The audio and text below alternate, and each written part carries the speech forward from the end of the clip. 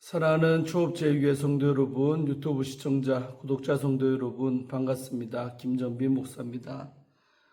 간밤에도 평안히 잘 주무셨습니까? 오늘은 2026년 6월 30일 화요일 아침입니다. 6월의 마지막 날입니다. 오늘도 주 안에서 복된 하루 되시기를 축원합니다. 기도하고 오늘의 말씀 묵상을 시작합니다. 하나님 감사합니다. 간밤에도 지켜주시고 또 이렇게 좋은 날을 허락하여 주시니 감사합니다. 오늘도 우리에게 선물로 주어진 이 하루를 하나님의 뜻대로 살기를 원하고 주의 영광을 나타내는 우리의 복된 삶이 되도록 역사하여 주시옵소서. 주께서 이 시간도 하나님 말씀 묵상할 때 나를 향한 주의 음성 듣게 하시고 나를 향한 아버지의 마음을 느끼게 하시고 나를 향한 아버지의 뜻을 깨달을 수 있도록 지혜와 분별력을 더하여 주옵소서. 이 시간을 성령 하나님께 의탁하옵고 우리를 죄에서 구원하신 예수님 이름으로 간절히 기도하옵나이다. 아멘. 할렐루야. 좋은 아침입니다. 함께 말씀 묵상하실 본문은 오늘 나훔서의 마지막 부분이죠. 3장 12절부터 19절까지 말씀입니다. 우리 개역 개정판으로 한번 다 같이 읽도록 하겠습니다. 내 모든 산성은 무화과 나무의 처음 익은 열매가 흔들리기만 하며 먹는 자 입에 떨어진과 같으리라. 내 가운데 장정들은 여인 같고 내 땅의 성문들은 내 원수 앞에 넓게 열리고 빗장들은 불에 타도다. 너는 물을 길어 에워싸일 것을 대비하며 너의 산성들을 견고하게 하며 진흙에 들어가서 흙을 밟아 벽돌 가마를 수리하라. 거기서 불이 너를 삼키며 칼이 너를 배기를 느치가 먹는 것 같이 하리라. 내가 느치같이 스스로 많게 할지어다. 내가 메뚜기같이 스스로 많게 할지어다. 네가 내 상인을 하늘의 별보다 많게 하였으나 느치가 날개를 펴서 날아감과 같고 내 방백은 메뚜기 같고 너의 장수들은 큰 메뚜기 떼가 추운 날에는 울타리에 깃들였다가 해가 뜨면 날아감과 같으니 그 있는 곳을 알 수 없도다. 아수르 왕이여 내 목자가 자고 내 귀족은 누워 쉬며 내 백성은 산들에 흩어지나 그들은 모을 사람이 없도다. 내 상처는 고칠 수 없고 내 부상은 중하도다. 내 소식을 듣는 자가 다 너를 보고 손뼉을 치나니 이는 그들이 항상 내게 행패를 당하였음이 아니더냐 하시니라. 아멘. 오늘도 본문 말씀 먼저 주의할 때 은혜 받으시기를 바랍니다. 자, 오늘 12절부터 13절 두 절은 무너질 수밖에 없는 니느웨가 나오고 있습니다. 앞단락에 이어 12절과 13절은 니느웨 성이 적들의 침략에 의해 쉽게 정복당할 수밖에 없다는 것을 두 가지 비유로 설명을 하고 있습니다. 첫 번째는 무화과 나무의 처음 익은 열매의 비유입니다. 니느웨 성은 처음 익은 무화과 나무 열매가 먹는 자 입에 쉽게 떨어지는 것처럼 적의 공격에 금세 무너질 것입니다. 두 번째는 여인같이 나약한 장정들의 비유입니다. 니느웨 성의 장정들은 마치 겁에 질린 여인과 같아서 적군이 성문을 열고 빗장들을 불로 태워도 공포에 질려 아무 대응도 하지 못합니다. 니느웨 성은 무력하고 무방비 상태에 놓여 있기 때문에 메대와 바벨론 연합군은 쉽게 성 안으로 진군하여 그 성을 불태우고 모든 백성을 무참하게 짓밟을 것입니다. 니느웨 성의 성곽이 아무리 견고하고 그 군대와 무기가 천하무적처럼 뛰어나고 강할지라도 하나님의 그들이 대적이 되시면 그들은 누가 흔들기만 해도 금방 떨어지는 무화과 나무의 첫 열매처럼 쉽게 땅에 떨어질 것입니다. 또 군대가 없는 텅 빈 성읍처럼 니느웨는 쉽게 적군에 의해 정복당하고 말 것입니다. 다음으로 우리 14절부터 17절까지 말씀은 니느웨의 허무한 소멸이 주된 내용입니다. 14절에서 17절은 니느웨의 멸망에 대한 풍자적인 권고 형식의 조롱곡입니다. 하나님은 이미 니느웨의 심판을 여러 차례 선언을 하셨습니다. 그러므로 방백들이 적군의 침략을 아무리 철저하게 대비한다 할지라도 그것은 무용지물에 지나지 않을 것입니다. 그럼에도 불구하고 14절에서 나훔은 성읍이 오랫동안 포위될 것을 대비해 물을 길어 대량으로 준비할 것을 권합니다. 고대 사회 전쟁에서 물을 비축하는 것은 생명을 붙들어주는 마지막 보루와도 같았습니다. 다음으로 적군들이 성벽을 무너뜨릴 수 있으므로 선지자 나훔은 방백들이 성벽에 구멍을 메울 벽돌을 준비하라고 권합니다. 많은 벽돌을 비축해 두면 성벽이 무너지거나 갈라지는 틈을 복구할 수가 있습니다. 그러나 15절은 거대한 성 니느웨가 적군의 불과 칼에 의해 멸망할 것을 최종적으로 선언합니다. 고대 역사가들은 니느웨가 불과 칼에 의해 멸망되었다라고 언급을 하는데 이는 최근 발굴된 유물들을 통해 확증됩니다. 불과 칼에 의한 재앙은 마치 느치가 땅의 소출과 초목을 쓸어버리는 것처럼 니느웨에 아무 흔적도 남기지 않게 될 것입니다. 니느웨는 상업적으로 매우 좋은 입지 조건을 가졌습니다. 16절과 17절에 나오죠. 니느웨는 고대 세계의 커다란 교역 통로의 하나였고 여러 나라, 특히 베니게인들과 유리한 교역을 했습니다. 티그리스 강을 통해 바다로 나가 무역도 할 수가 있었습니다. 그 성에는 장사와 사업을 위해 무수한 상업 기반이 존재하고 있었습니다. 하지만 상인들이 하늘의 별보다 많고 수를 헤아릴 수 없는 메뚜기 떼처럼 그들이 니느웨로 모여들었을지라도 니느웨가 파멸될 때에 그들은 모두 다른 곳으로 날아가고 말 것입니다. 귀족과 관료들도 파멸당할 니느웨를 버려두고 메뚜기처럼 도망칠 것입니다. 아무도 남지 않는 니느웨는 더 이상 회복될 수 없을 만큼 황량하고 황폐해집니다. 14절에서 17절은 니느웨의 파멸을 다룸으로써 하나님의 심판에 의한 악의 소멸을 상징적으로 설명하고 있습니다. 나훔서는 초반에 주께서는 죄인을 결코 사하지 않으신다라고 선언을 했습니다. 이 본문은 그 말씀의 성취를 보여주며 니느웨 성뿐만 아니라 그 성 안에 있던 귀족과 상인들도 모두 흔적도 없이 사라질 것을 보여주고 있습니다. 다음으로 우리 18절에서 19절 두 절은 니느웨의 최종적인 멸망이 나옵니다. 문학적으로 이 단락은 니느웨의 죽음을 두고 부르는 장례식의 장송곡에 해당합니다. 나훔은 아수르 왕을 향해 아수르 왕이여 내 목자가 자고 내 귀족은 누워 쉬며 내 백성은 산들에 흩어지나 그들을 모을 사람이 없도다라며 슬픈 장송곡을 부릅니다. 이는 아수르 북쪽의 산들에 많은 귀족, 관료 또 백성이 흩어져 가득 찰 것을 내다봅니다. 그곳에서 그들은 죽음의 잠을 청할 것이기 때문에 아무도 그들을 다시 모을 수가 없습니다. 그 누구도 니느웨의 상처를 치료하지 못할 것입니다. 슬픈 장송곡이 울려 퍼지는 가운데 한때 찬란한 영광과 아름다움을 자랑하던 니느웨가 그렇게 죽음에 이른 것을 보게 됩니다.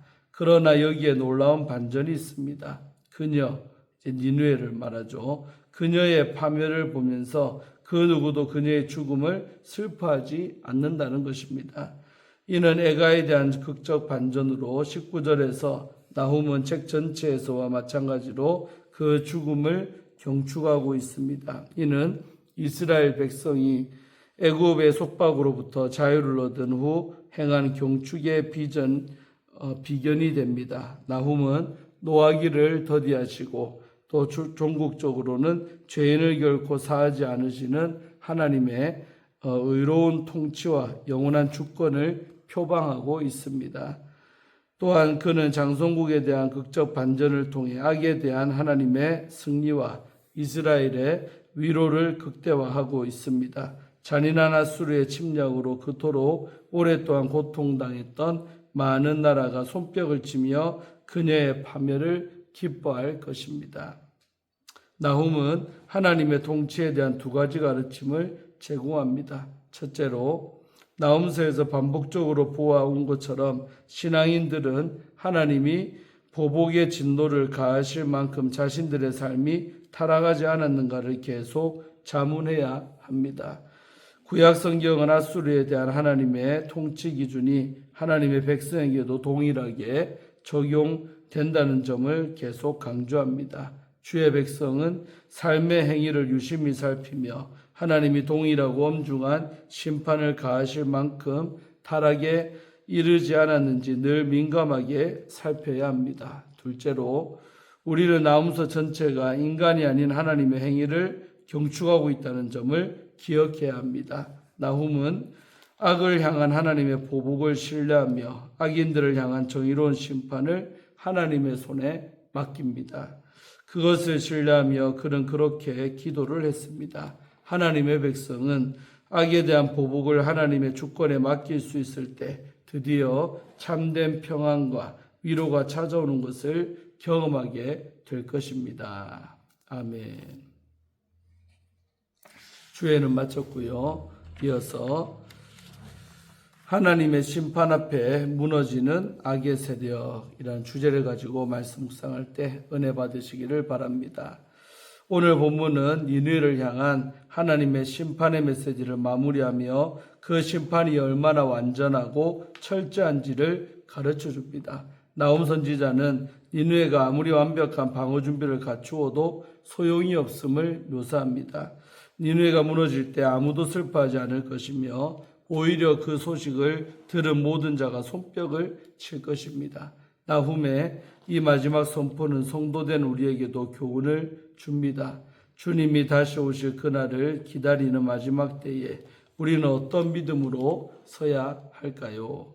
첫째로 세상의 어떤 것도 하나님의 심판을 막을 수 없음을 알아야 합니다. 12절부터 15절 중심으로 살펴보면 이 단락은 다가올 심판에 멸망하지 않게 대비하라는 권면처럼 보이지만 사실은 그렇지 않습니다. 12절을 아무리 튼튼해 보이는 방어시설도 하나님의 심판 앞에서는 허무하게 무너진다는 의미입니다. 또한 15절에서 선지자는 니느웨를 향해 메뚜기처럼 번성하라고 말했지만 그 메뚜기들은 결국 칼에 먹히고 말 것입니다. 하나님의 심판 앞에 힘없이 무너지는 니느웨의 모습은 마지막 때를 살아가는 우리가 어떤 믿음 위에 서야 하는지를 가르쳐 줍니다.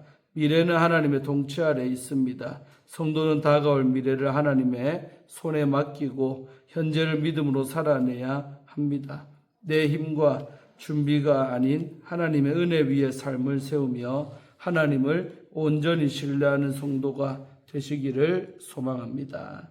둘째로 자기 이익만을 추구하는 삶은 결국 공동체를 무너뜨립니다. 16절, 17절 중심으로 살펴보면 나훔 선지자는 니느웨의 상인과 지도자들을 느치와 메뚜기 떼에 비유합니다. 니느웨의 상인들은 하늘의 별처럼 많이 번성했지만 위기가 닥치자 마치 아무도 모르는 곳으로 날아가 버리는 느치와 같이 사라져 버립니다. 니느웨의 고관과 장수들도 마찬가지입니다. 추울 때가 지나고 해가 뜨자 날아가 버리는 메뚜기처럼 그들은 달아나 버립니다. 오직 자기 이익만을 위해 권력과 부를 누리던 자들은 공동체가 위기에 처했을 때 가장 먼저 등을 돌립니다. 수백 년간 열방의 재물을 빨아들이며 번성했던 이들이 공동체를 지키는데 아무런 역할도 하지 않고 흩어져 버리는 것입니다. 이 말씀은 우리의 모습을 돌아보게 합니다. 우리 또한 공동체 안에서 자신의 유익만을 구하고 있지는 않습니까? 우리는 어려울 때일수록 공동체 안에서 책임을 다해야 합니다. 서로 배려하고 포용하며 섬기는 성도의 모습을 통해서 하나님이 기뻐하시는 믿음의 공동체가 되기를 기도드립니다. 셋째로 하나님의 공의로운 심판이 세상에 참된 평안을 가져올 것입니다. 18절 19절 중심으로 보면 이 단락은 아수르 왕을 향한 마지막 경고입니다. 산에 흩어진 백성을 모을 자가 없고 왕의 치명적인 상처를 아무도 치료할 수 없다는 소식에 열방은 박수를 칩니다. 니느웨의 멸망은 단순한 한 제국의 종말이 아닙니다. 그것은 억눌린 자들을 위한 하나님의 공의로운 통치가 마침내 실현되는 순간입니다. 이 말씀은 세상 가운데 있는 우리에게 위로와 격려가 됩니다. 우리는 세상의 불의한 고통이 언제 끝날지 모른다는 막막함 속에서 살아갑니다. 그러나 하나님의 공의로운 심판은 반드시 이루어지며 그 심판은 억눌린 모든 자에게 참된 기쁨과 자유를 가져다 줍니다. 공의의 하나님을 신뢰하며 그분의 심판이 완성될 날을 함께 소망합시다. 사랑하는 우리 초업제위교회 성도 여러분, 유튜브 우리 성도님들, 삶의 자리에서 우리는 내 힘을 의지하고 싶은 유혹을 받기도 하고 공동체보다 나 자신을 먼저 생각하기도 하며 하나님의 공의로운 통치가 언제 이루어질지 의심하기도 합니다. 그러나 역사를 주관하신 하나님은 지금도 공의로운 심판을 이루어 가십니다. 하나님의 일하심 앞에 겸손히 서며 그 은혜에 기대어 공동체를 세우고 공의의 하나님의 완성하실 구원을 소망하는 성도님들 되시기를 간절히 기도드립니다. 아멘. 마지막으로 우리 신호섭 목사님이 쓰신 인간의 난제와 하나님의 구원이라는 책의 일부분을 읽어드리고 마치려고 합니다. 모든 인류는 하나님께 불순종하여 범죄한 결과 연약한 가운데 태어났습니다. 인간은 부족하고 결핍되어 있으며 근본적으로 무능한 존재입니다. 사도 바울은 아직도 우리가 연약할 때, 곧 아무 힘도 없을 때 그리스도께서 경건하지 않은 자를 위하여 죽으셨다라고 로마서 5장 6절에서 말하고 있습니다. 여기서 연약할 때라는 말의 원적 의미는 바로 힘이 없을 때입니다. 그러므로 아무리 화려하고 강해 보이는 인간이라 할지라도 실상은 모두 죄라는 질병에 걸린 한없는 존재입니다. 힘없는 존재입니다. 인류 역사상 질병 없는 인간은 단 한 사람도 없었고 또 죽지 않은 인간 역시 존재하지 않았습니다. 죽음을 피하기 위해 수많은 방법을 모색해 왔지만 성공한 사람은 아무도 없었습니다. 모든 사람은 죽었고 지금도 죽어가고 있으며 앞으로도 죽게 될 것입니다. 이 모든 현실은 우리의 연약함이 낳은 죄의 결과입니다. 인간이 이러한 죄에서 구원받기 위한 첫 번째 단계는 무엇입니까? 그것은 바로 자신이 이 끔찍한 질병에 걸린 존재라는 사실을 인식하고 인정하는 것입니다. 바울의 선언처럼 의인은 없나니 하나도 없습니다. 로마서 3장 10절 말씀이죠. 자신이 치명적인 질병에 걸려있다는 사실을 깨닫지 못하는 사람은 결코 살 길을 찾으려 하지도 않을 것입니다. 그러므로 우리는 이 사실을 하나님 앞에서 겸손하게 인정해야 합니다. 아멘. 오늘 큐티를 마칩니다. 오늘도 각자가 받은 레마의 말씀 붙들고 승리하는 하루가 되시기를 바라고 또 댓글을 통해서 함께 은혜를 나누었으면 좋겠습니다. 제가 기도하고 말씀 묵상 마칩니다. 하나님 감사합니다. 오늘도 나음서를 이제 마치면서 이 마지막 3장의 마지막 부분을 함께 묵상했습니다. 철저하게 니느웨 성이 파괴되고 파멸하고 되고 하나님의 심판을 받게 되는 모습을 볼 때 우리가 더 겸손해야 하고 또 옷깃을 여밉니다. 누구든지 니느웨처럼 심판받을 수가 있다는 사실을 꼭 기억하고 늘 겸손하게 하나님 앞에서 회개하며 또 돌이킬 것 빨리빨리 돌이켜서 정말 회복의 은총을 받는 저희들이 다 되게 하여 주시옵소서. 하나님이 지금도 이 시대와 역사의 주관자 되심을 믿습니다. 불의한 악한 것들이 횡행하는 것을 보여도 우리는 끝까지 하나님을 신뢰하고 믿고 또 기도하고 인내함으로 참고 기다리는 그런 놀라운 사람들이 다 되기를 원합니다. 하나님의 공의로운 심판을 기대합니다. 영광받아 주옵소서. 이 모든 말씀 우리 주 예수님 이름으로 간절히 기도하옵나이다. 아멘. 할렐루야. 오늘도 좋은 하루 되시고 6월의 마지막 날입니다. 알차게 보내시고 내일 7월 1일 새로운 날, 새로운 한 달을 맞이하겠습니다. 내일 아침에 큐티로 만나겠습니다. 샬롬.